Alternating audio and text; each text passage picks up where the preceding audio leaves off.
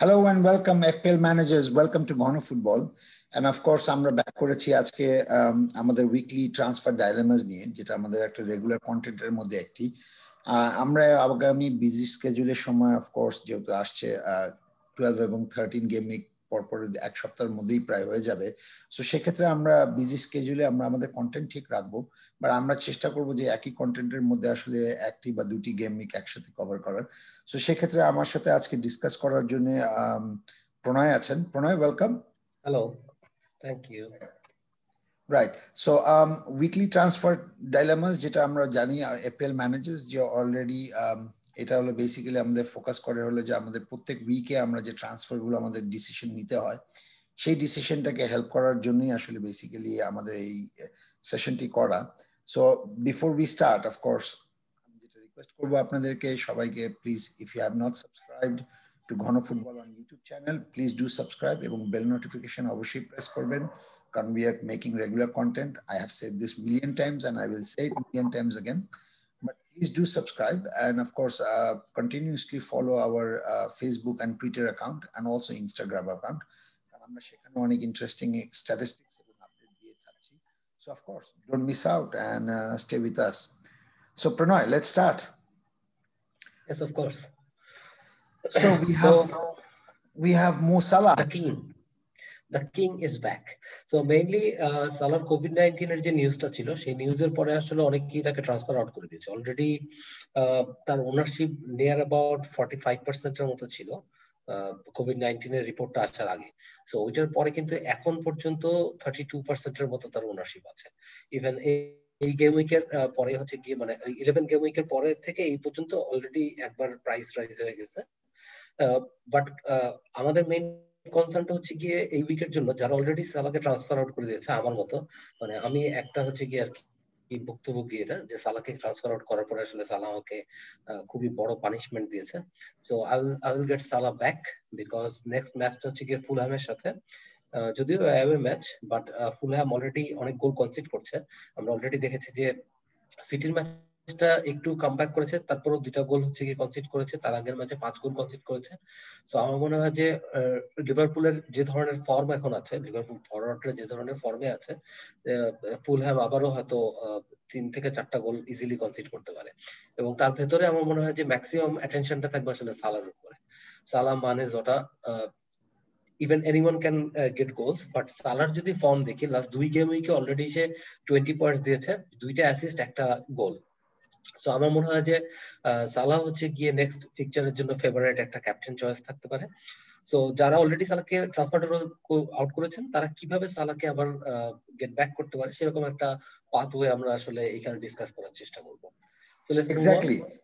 Exactly. So সেই ক্ষেত্রে আমি দেখছি যে এখানে জিয়াস আছে, রড্রিগেজ আছে এবং ওয়ার্নার আছে এবং ভার্ডি আছে। So basically take it through Pranay, how do we get Salah? আমার যেমন নাইটাল টিমে সালাহ, ঠিক আছে, আমি জানি আমার স্ট্র্যাটেজিটা কি হবে, বাট অন্যান্য ম্যানেজার যাদের নেই সালাহ তারা কিভাবে আসলে এন্ট্রি করতে পারে সেটাই যদি বলিস একটু। ওকে, সো মেইনলি সালার বাজেটটা অনেক হাই। সবচেয়ে বড় কনসার্ন হচ্ছে যে সালার বাজেট হচ্ছে 12.3 মিলিয়ন। সো এরকম একটা হাই বাজেটের প্লেয়ারকে যদি ট্রান্সফার ইন করতে হয়, সো অবভিয়াসলি এক হচ্ছে গিয়ে আমাদের হচ্ছে গিয়ে যথেষ্ট পরিমাণ ব্যাংকে টাকা থাকতে হবে, অ্যাটলিস্ট 3 or 4 মিলিয়ন। আর সেকেন্ড চয়েস যেটা হতে পারে সেটা হচ্ছে গিয়ে আমাদের যারা স্ট্রাইকার গুলো অনেক হাই প্রাইসের, কারণ যাদের হচ্ছে গিয়ে স্ট্রাইকার আছে যারা পয়েন্টস রিটার্ন করতে পারছে না, সামহাও তাদেরকে ট্রান্সফার আউট করে সালার জন্য পসিবল একটা ওয়ে ইন করতে হবে আর কি।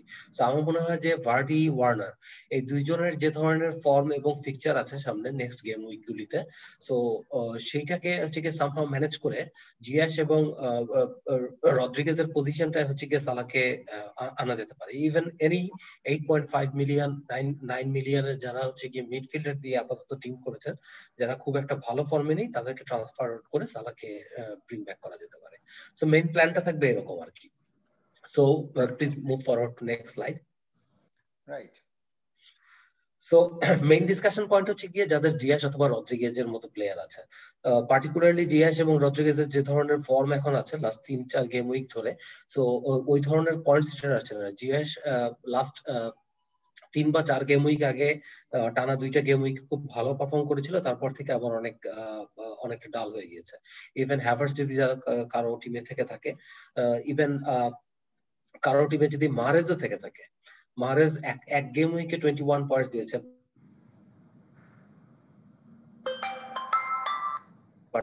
খুবই স্লো একটা পয়েন্টস রিটার্ন আসছে। বাট ইন দ্যাট কেস সালাহ কিন্তু অনেক হাই পয়েন্ট হচ্ছে গিয়ে আসলে রিটার্ন দিচ্ছে। সালাহ, সন, ডি ব্রুইন এবং ফার্নান্দেজ, এই চারজনই আসলে মেইনলি ভালো পয়েন্টস রিটার্ন দিচ্ছে। সো এই চারজনকে যদি কেউ টিমে রাখতে পারে, he is lucky. But problem হচ্ছে গিয়ে চারজনকে যদি না রাখতে পারে তাহলে কি ধরনের আসলে পসিবল একটা হচ্ছে গিয়ে টিম করতে পারে, সেটা হচ্ছে গিয়ে মেইন ডিসকাশন। সো আমার মনে হয় যে এখানে ফোকাসটা থাকবে অ্যাটলিস্ট 3টা প্রিমিয়াম প্লেয়ারকে দিয়ে মিডফিল্ডটাকে সাজানো। সো 3টা প্রিমিয়াম প্লেয়ারের মধ্যে either De Bruyne, either Fernandes, either Son, এই 3জনের মধ্যে যে কোনো একজনই থাকতে পারে।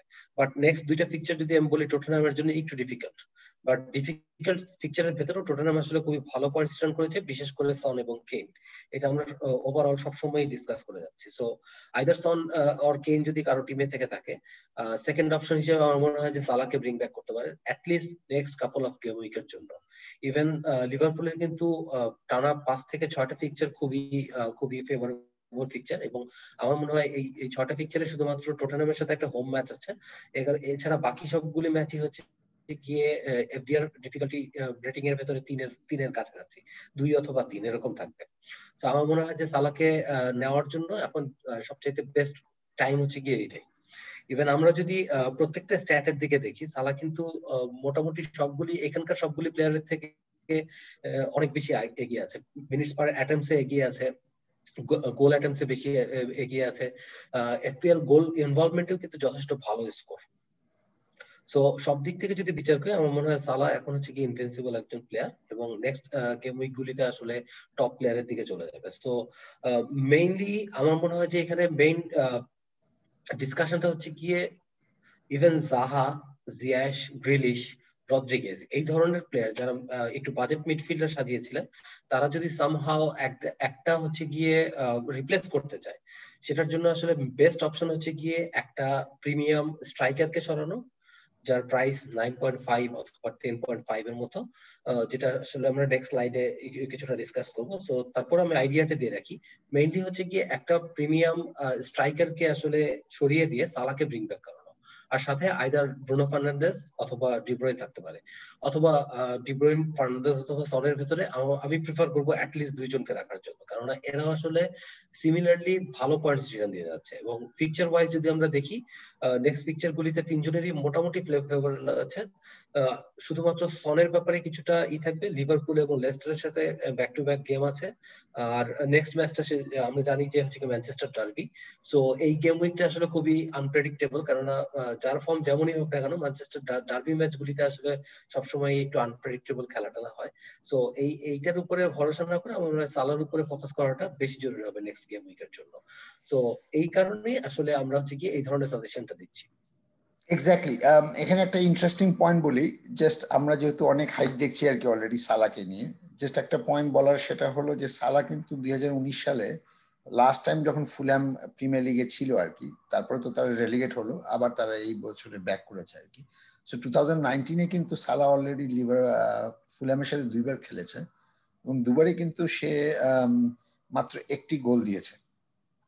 সো 2 ম্যাচে, মানে 2 ম্যাচে 1 goal, right.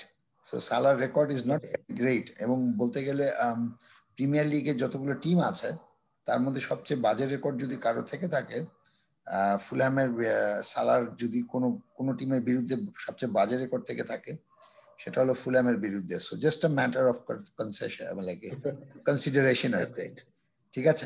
But not that নেওয়া যাবে না, আমি ডেফিনেটলি নিচ্ছি। So don't listen to that, but just আগে থেকে বলে রাখা ভালো আর কি। Anyway, let's go to the next slide. So এখানে তুই যেটা বলছিলি আর কি, as a follow up. So first of all Kane যার আছে সে এই ধরনের ট্যাকটিক্স নেওয়াটা না বেটার হবে সবচেয়ে। who have Kane in their team, do not try this please. কারণ কেইনের আসলে পয়েন্টস রিটার্ন খুবই ভালো, ইভেন প্রত্যেকটা গেম উইকে আসলে খুবই ভালো খেলছে এবং ভালো পয়েন্টস রিটার্ন দিচ্ছে। সবচেয়ে বেস্ট ব্যাপারটা হচ্ছে গিয়ে কেইনের অ্যাসিস্ট। নরমালি স্ট্রাইকার আসলে গোল করার জন্য মানে পয়েন্টস রিটার্ন পায়, বাট কেইনের যদি এই সিজনটা দেখি তাহলে ও আসলে অ্যাসিস্টে অনেক বেশি বেটার পারফর্ম করছে, এবং সনের ম্যাক্সিমাম গোলের অ্যাসিস্ট কিন্তু কেইনের কাছ থেকে আসছে। সো এটা খুবই একটা আসলে মানে ডিফারেন্ট সিচুয়েশন কেইনের জন্য। এবং আমার মনে হয় যে কেইন, কেউ যদি হচ্ছে গিয়ে সালাকে না রাখে তাহলে হচ্ছে গিয়ে must have Kane, you have to have Kane if you don't own Salah or De Bruyne or Fernandes or Son.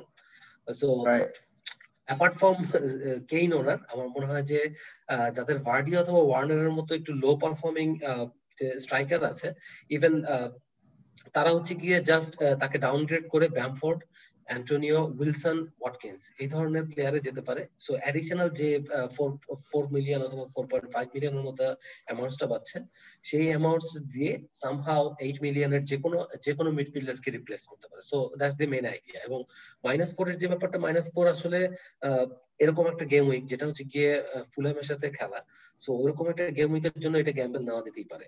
-4 is nothing. If Salah scored 2 or 3, so you never know. That point will have no matter. Interesting point. Main বিষয়টা হচ্ছে গিয়ে এখানেই আসলে। Right, interesting point, আমি বুঝতে পারছি। But কথা হচ্ছে যে আমি এখন যদি ব্যামফোর্ড বা উইলসন বা ওয়াটকিন্স এর মধ্যে যাই, তাহলে আমি যাবো কাতে? I would prefer Bamford or Wilson. কারণ উইলসন আসলে উইলসন নিউক্যাসলের আমার মনে হয় যে 90% গোল উইলসনের কাছ থেকে আসতেছে। সো আমার মনে হয় যে নিউক্যাসল 1.5টা গোল করলে একটা উইলসনের কাছ থেকে আসবে, হাফ গোল অ্যাট লিস্ট আসবে আর কি। হ্যাঁ, হাফ গোল আসবে। সো আমার মনে হয় যে উইলসন হচ্ছে কি সবচেয়ে বেটার চয়েস, একটা সেফ পিক। যদি গোল হয় নিউক্যাসল, যদিও নিউক্যাসলের স্কোরিং রেটটা একটু কম, বাট স্কোর যদি করে সেটা আমার মনে হয় যে উইলসনের কাছ থেকে আসবে। ইভেন উইলসনের হচ্ছে গিয়ে অ্যাসিস্টের পারফরমেন্স কিন্তু যথেষ্ট ভালো, 7 গোলস 3 অ্যাসিস্ট। সো আমার মনে হয় যে এটা খুবই ভালো একটা চয়েস। আর ব্যামফোর্ডের ক্ষেত্রেও সিমিলার সিচুয়েশন। ব্যামফোর্ড হচ্ছে গিয়ে লিস্টের আসলে খুবই প্রিমিয়াম একজন প্লেয়ার, এবং গোল আসলে আসলে ব্যামফোর্ডের একটা ভালো কন্ট্রিবিউশন থাকছে। সো আমি প্রেফার করবো আইদার ব্যামফোর্ড আর উইলসন। অ্যান্টোনিওর ইনজুরি প্রবলেমটা আসলে একটু ভোগাচ্ছে বেশি। অ্যান্টোনিও আমরা জানি না যে এক গেম উইকে অ্যান্টোনিও ফিচার করছে, সেকেন্ড গেম উইকে আবার রেস্ট অথবা ইনজুরি কনসার্ন দেখা দিচ্ছে। সো অ্যান্টোনিওতে আসলে যাওয়াটা একটু ডিফিকাল্ট হবে। আর অ্যান্টোনিওর নেক্সট ফিচার গুলি একটু ডিফিকাল্ট আছে, একটু ট্রিকি আছে, কারণ এখনো আসলে অ্যান্টোনিওর ফিটনেসটা ওরকম ভালো না। আমার মনে হয় যে অ্যান্টোনিওর উপরে গ্যাম্বলটা না নিয়ে উইলসন অথবা ব্যামফোর্ডের উপরে গ্যাম্বলটা নেওয়া বেটার হবে। রাইট, ওয়াটকিন্স আর অ্যাস্টন ভিলার কথা আসলে খুব একটা ডিসকাস করতে যাচ্ছি না, কারণ অ্যাস্টন ভিলা যে মুহূর্তে মনে হচ্ছে যে অ্যাস্টন ভিলা আসলে আর স্কোর করতে পারবে না, ঠিক সেই মুহূর্তে এসে নিয়ে হচ্ছে গিয়ে দেখা যাচ্ছে গ্রিলিশ এবং ওয়াটকিন্স গোল দিয়ে দিচ্ছে। আবার দেখা যাচ্ছে 2-3 উইক একদমই গায়ে। সো এইটা হচ্ছে কি একটু ডিফিকাল্ট আসলে সিজন। বাট একটা আশার ব্যাপার আছে, সেটা হচ্ছে গিয়ে অ্যাস্টন ভিলা অলরেডি কিন্তু 2টা গেম পিছিয়ে আছে। সো 16 গেম উইকের মধ্যে অথবা 18 গেম উইকের মধ্যে তারা একটা double game week, back to back double game week পেতে পারে। সো অ্যাস্টন ভিলা যারা টার্গেট করছে তাদের জন্য হচ্ছে গিয়ে এই সুযোগটা নেওয়াটা আসলে বেটার হবে। না, ইন্টারেস্টিং পয়েন্ট। আমি ব্যামফোর্ডের ক্ষেত্রে একটা জিনিস বলবো, সেটা হলো যে ব্যামফোর্ড এখন পর্যন্ত হলো গোল অ্যাটেম্পটস যদি আমি বলি সবচেয়ে বেশি, যেটা দেখাই যাচ্ছে ক্লিয়ারলি সব স্ট্রাইকার যতগুলো রেফার করছি ইনক্লুডিং কেনের চেয়েও তার বেশি আসলে বেসিক্যালি, এবং বক্সের মধ্যেও তার সবচেয়ে বেশি অ্যাটেম্পট 38, যেটা দেখা যাচ্ছে ব্র্যাকেটের মধ্যে। সো ডেফিনেটলি সেটা একটা কারণ। মিনিটস পার অ্যাটেম্পট এখানেও আসলে ব্যামফোর্ড অনেক আগায়, 21 মিনিটসে সে একটা করে চান্স পাচ্ছে, যেটা আসলে বেসিক্যালি লিডসের খেলা দেখতে পাচ্ছি। So I am more leaning towards Bamford, সত্যি কথা। এবং উইলসনকে আমি ডেফিনেটলি নিতাম, বিকজ তার এফপিএল ইনভলভমেন্ট, যেটা তুই বললি যে 2টা গোল দিলে বেসিক্যালি 1.5টা গোল আসলে উইলসনের কাছ থেকে আসবে, বাকি হাফটা হয়তো বা অন্য কেউ পেতে পারে আর কি, জয়েল লিন্টন বা অন্য কেউ আর কি। বাট সমস্যা হচ্ছে যে নিউক্যাসলের এখনো ফিক্সচারের ব্যাপারে কিন্তু আমরা এখন পর্যন্ত কোনো কিছু জানি না। দ্বিতীয় কথা হচ্ছে, যতটুকু আমি লাস্ট শুনেছি ততটুকু হলো যে এখন পর্যন্ত তাদের ট্রেনিং গ্রাউন্ডটা রিওপেন করা হয়নি। সো তাদের ফিক্সচার হবে, রিশিডিউল হবে, এই সপ্তাহে তাদের ফিক্সচার হবে কিনা এই ব্যাপারে কিন্তু এখন পর্যন্ত নীরবতা আছে। সো সেক্ষেত্রে আমি একটু কশিয়াসলি মুভ করতে যাচ্ছি, কিন্তু আবার এদিকে মার্কেটও বেড়ে যাচ্ছে, সালার দাম বাড়তেছে। সো গতকালকে বেড়েছে, সো আবারও বাড়তে পারে। ওয়াটকিন্স আমার অলরেডি আছে, সো আমি আসলে ওয়াটকিন্সকে নিয়ে বলবো না, যে এটা বলার তুই বলেই দিয়েছিস অলরেডি। অ্যান্টোনিওর ক্ষেত্রে যেটা আমি জানি যে সেটা হলো যে অ্যান্টোনিওর ক্ষেত্রে আসলে বেসিক্যালি যেটা হয়েছে যে অ্যান্টোনিওকে আসলে ডেভিড ময়েস যেটা করছে যে যেহেতু সামনে বিজি শিডিউল এবং ওদের ফিক্সচারটা একটু ট্রিকি, যেহেতু ওরা অলরেডি ভালো পারফর্ম করেছে, সো অ্যান্টোনিওকে আসলে ইমিডিয়েটলি ওই বিজি শিডিউলের আগে এনে তাকে একবারে ডাইরেক্টলি 90 মিনিটস খেলিয়ে তাকে আলটিমেটলি ওই যে আবার ইনজুরিতে যাতে সেটব্যাকটা না হয় এবং স্লোলি স্লোলি তাকে যেন ইন্টিগ্রেট করা হয় আর কি, হ্যাঁ, সেটা একটা অ্যাটেম্প্ট আছে। বাট আমি যতটুকু বুঝতে পারছি যে অ্যান্টোনিও সামনের ম্যাচ থেকে মোটামুটি রেগুলারলি খেলবে আর কি। So but definitely by game week 13, যেটা আমরা আসলে বেসিক্যালি এক উইক পরে আর কি, সামনের মঙ্গলবারে যেটা শুরু হবে আর কি, সো গেম উইক 13 থেকে definitely Antonio will B A more regular player.